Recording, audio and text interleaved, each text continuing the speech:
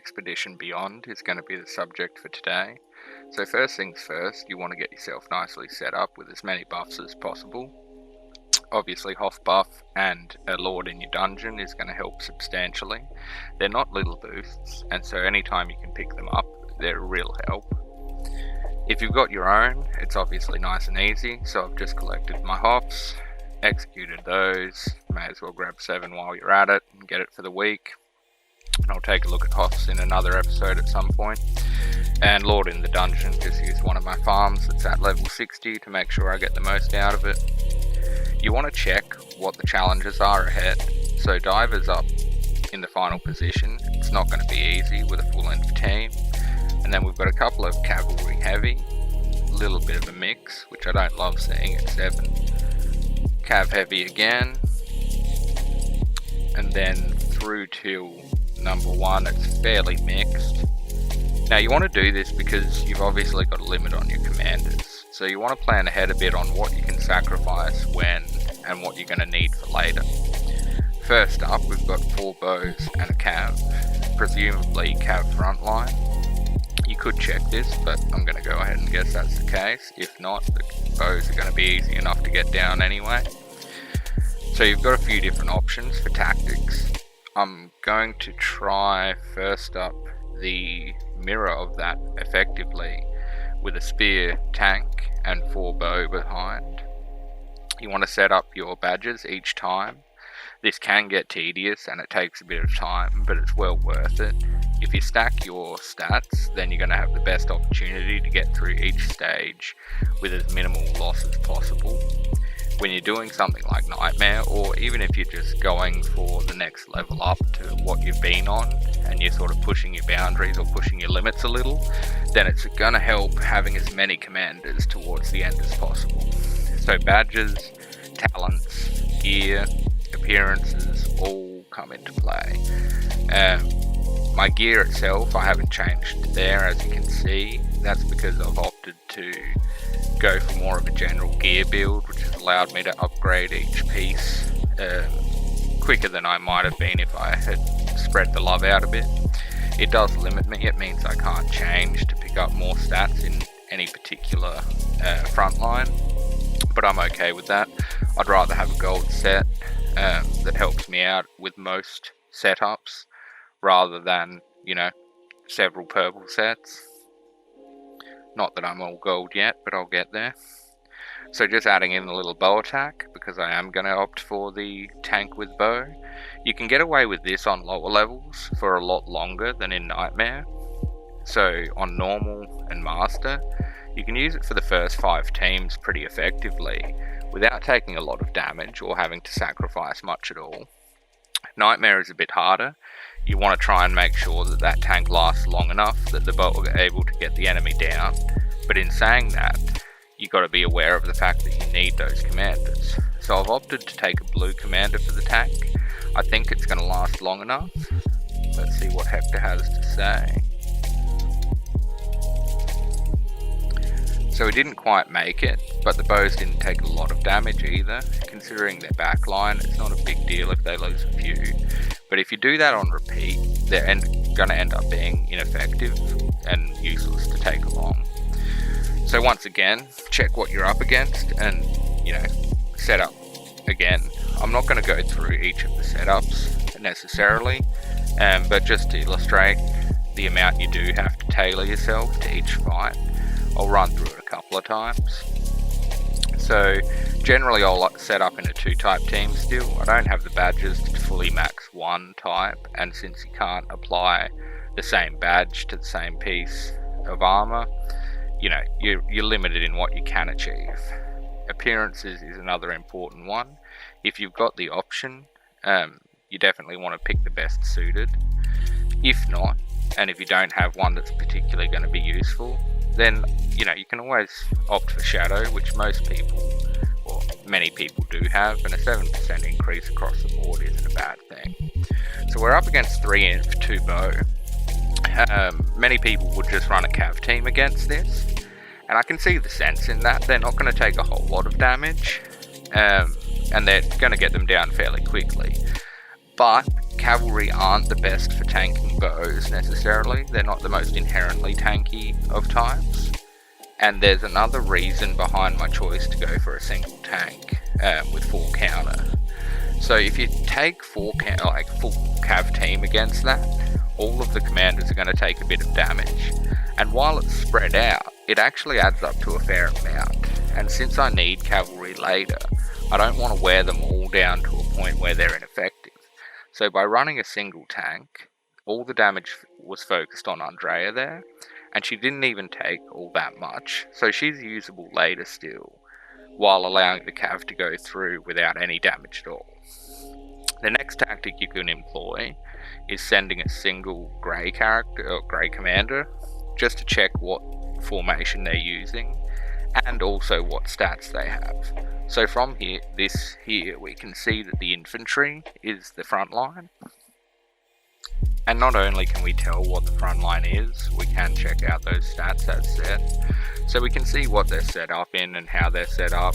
Obviously this isn't an indicator of, their normal stats necessarily, because they don't choose their setup for this. But that doesn't really, bother us. All we care about is what we're up against. So while they may, normally have a very different setup, the setup that they're using now is what's important. So, I'm just going through and checking what's up and coming. As said, you want to do that in the very beginning as well, but if at any point you have to make a decision on what to sacrifice, it's always good to have a refresh and see what you're going to use. So I'm just reassessing what I can let die, what I have to hold on to, and the reason I'm doing so is because it's such a mixed team. With 2 of each of the front line and a single of the other, you're never going to be able to do so without being countered in some way. So again, it's possible or potential I could use the single tank for bows, because the bows won't be countered or have a counter advantage. But since I'm set up for the infantry cav, I'm going to run it again, and I've chosen Seg since I'm not sure that Andrea can take that full run hit. In the end, it was probably a good decision because Seg barely made it through. Just doing another little check here. Mixed teams particularly, I'll do so because the formation can make a big difference, and also it allows you to really assess what you're going to have to stack. If they've got a particularly weak infantry, then obviously you can focus your stats where it's going to have most effect and where it's going to help you the most. So once again, a bit of a tricky decision to make. Some might opt for cav, considering there's only one spear to counter, and that wouldn't be a bad option necessarily, especially considering their infantry is first. But once again, since I'm set up for it, I'm going to go the inf cav. It's going to take a little bit more damage than the last, partially because we're moving up in the ranks, but also partially because of the mixed team. It doesn't go down as quickly, and so they put a bit more damage on you.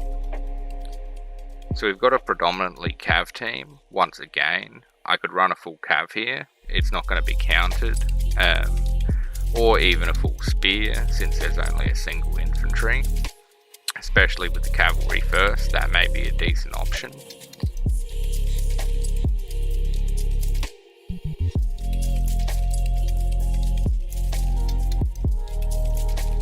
Just going to reset up once again. So I've skipped the badge setup there, but just to illustrate the fact that I did jump out. I'm opting for a single tank with damage in the second row, going with the purple commander because I'm pretty sure that Enzo can last as long as Tyrion in this case. And it worked effectively how it was designed to. 4 infinite cav.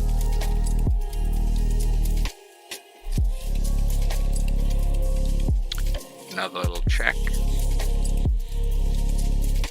Now you can assume, but honestly grey commanders aren't going to be all that useful toward the end. They're barely going to put a scratch on anyone up there, so you may as well make doubly certain.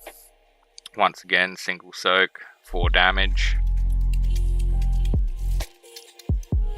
And this is just a nice little reminder here that, you know, when you're going through and setting up so much, sometimes you can lose track or forget. So I've ran the cav format instead of in first, which was a silly mistake, and it illustrates how much damage just gets spread out over them. So while Barrett would have taken most of that damage and maybe he would have been unusable, it meant that the 4 cav took enough that they're a little bit less effective for later, and I probably need them more than the infantry. Little check, fairly mixed team once again. Just changing my format there. So this time I opted for 2 damaged tanks and a couple of commanders that I could afford to get rid of, mainly to, you know, weaken the enemy and remove some of the different formats. So by doing so, I cleared the front line, which made it easier to set up for the second attack and do so effectively without taking too much damage. It was a little bit of a gamble in one sense, because I did sacrifice a fair bit to do so, and maybe I shouldn't have, but being that 2 of them were so damaged already, I'm okay with it. So once again, just going through, setting up, making sure I'm good to go. If you can, you want to, you know, be aware of what's coming up so you can minimize your setup by choosing a second one that's going to be useful in the next or upcoming fights.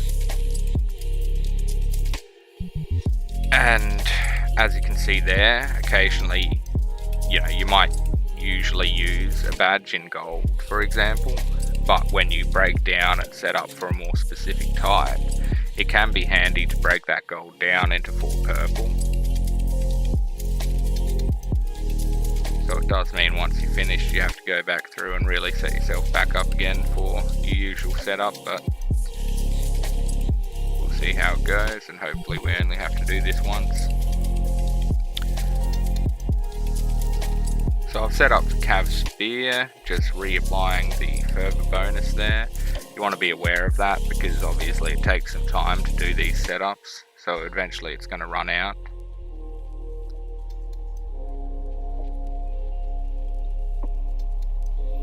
I'm going to run a full spear team there. Since it was only 3 enemies, I wasn't overly concerned. And since we're getting to the tail end, I know how many I have left to use. So the final boss, yeah, Diver's boss, is full inf. So while I need the spear to get through these cav commanders, I don't necessarily need to save them for the last fight. So I'm not always going to use a single tank of a non-counter type, but I do opt to here once again, just to make sure that I don't lose too much on those spear, because the next fight is full cav.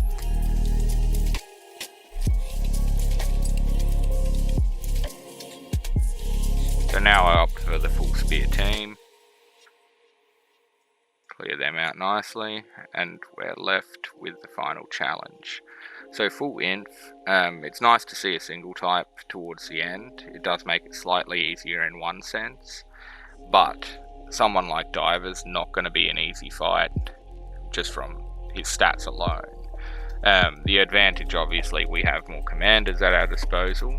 I sacrifice the spears to try and just chip away at some of that health, and it also gives an opportunity to check out what I'm up against. So as you can see here, the final fight for any Nightmare mode is going to be pretty brutal. He's the CCS rally leader for tough, which means that really I'm just well and truly outclassed across the board. While I have a few green numbers on the left hand side there, it's not substantially so, and it's nothing in comparison to the difference for the top end. 707 total attack is just brutal. Luckily we do have the commanders, and I use a slight variant of my usual setup here, going for 2 front lines. This is simply because a single front line isn't going to stand up to diver for long enough to make it worth it. By going with 2, it lasts just that bit longer, and long enough for the fight to end before the second row dies. So I think my infantry there lasted for about 18 seconds, and you can see the cav nearly didn't make it even then. But they've lasted enough, I believe, to get through. Since I've saved a few bows, the cav then become the front line, using whatever cav we have left, just to buff up the numbers. And hopefully the cav last long enough and put enough damage on to allow the bows at the back to do their job.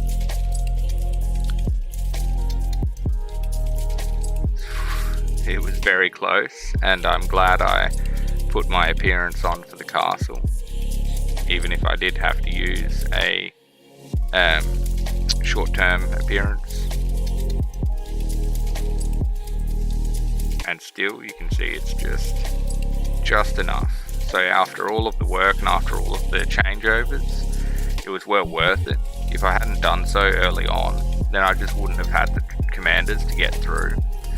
But since I have done so, and since I was reasonably successful in the formats and making sure I could sacrifice what I had to when I had to, we got through in the end. So hopefully you found that informative and it gave you some idea of what you can do to make your life a little bit easier moving forward.